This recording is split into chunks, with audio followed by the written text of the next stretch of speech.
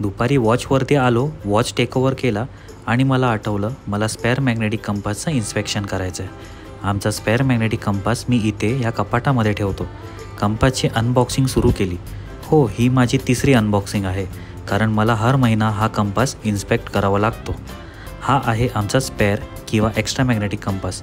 Extra magnetic compass ह्यासाठी ठेवतात की एक फेल झाला तर दुसरा वापरता यावा. कंपासला बाहेर काढलं. हा बघा close view. Same to same आहे ना जो वरती फिट केला आहे. मी माझे चेक सुरू केले. कंपासमध्ये जिम्बल हा मेन पार्ट असतो, त्याला चेक केला आणि कंपास सेफ तसा तसा बॉक्समध्ये ठेवून दिला.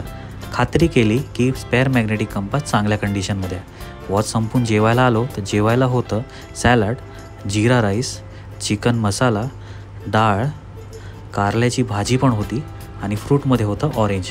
हा बीटरूट इथे का ठेवला आहे काय माहीत. चला बाय.